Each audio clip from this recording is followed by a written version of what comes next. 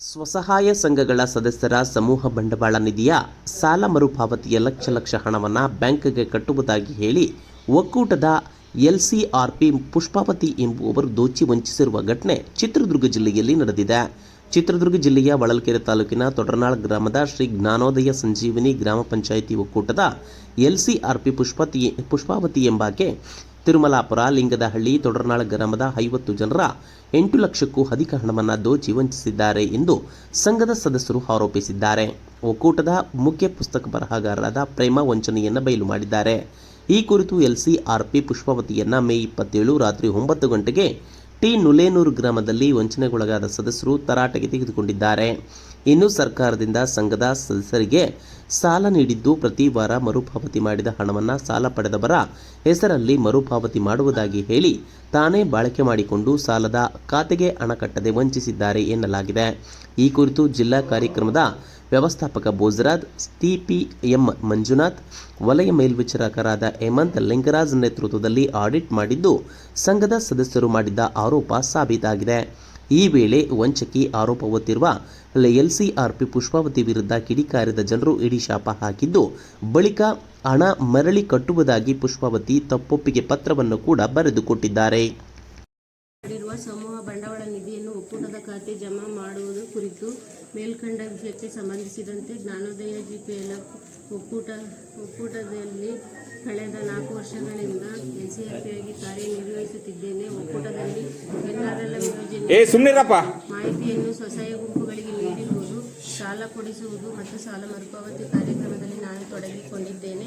ಗ್ರಾಮಗಳಲ್ಲಿ ಸ್ವಸಹಾಯ ಗುಂಪುಗಳ ಮಹಿಳೆಯರಿಂದ ಸಾಲ ವಸೂಲಾದ ಮೊತ್ತವನ್ನು ನೇರವಾಗಿ ಒಕ್ಕೂಟದ ತೊಡರನಾಳ್ ಗ್ರಾಮದ ಬ್ಯಾಂಕಿಗೆ ಜಮಾ ಮಾಡಿರುತ್ತೇನೆ.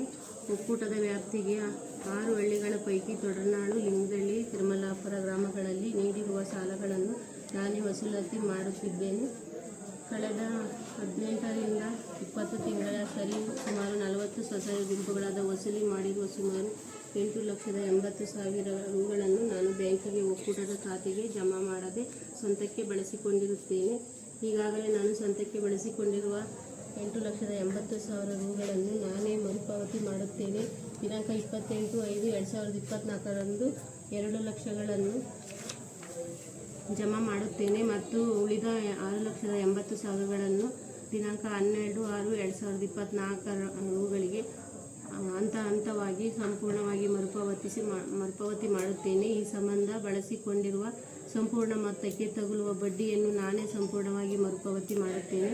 ದಯಮಾಡಿ ಸಮಯ ಅವಕಾಶ ನೀಡಲು ತಮ್ಮಲ್ಲಿ ಸರ್ವ ಸದಸ್ಯರಲ್ಲೂ ವಿನಂತಿ ಮಾಡಿ ಈ ಸಂಬಂಧ ಮುಂದಿನ ದಿನಗಳಲ್ಲಿ ಯಾವುದಾದರೂ ಸ್ವಸಹಾಯ ಗುಂಪುಗಳು ಸಮೂಹ ಬಂಡವಾಳ ನಿಧಿ ಮರುಪಾವತಿಯಲ್ಲಿ ವ್ಯತ್ಯಾಸ ಕಂಡುಬಂದಲ್ಲಿ ಆ ಹೆಚ್ಚಿಗೆ ಮೊತ್ತವನ್ನು ಮರುಪಾವತಿ ಮಾಡಲು ನಾನೇ ಬದ್ಧಳಿರುತ್ತೇನೆ.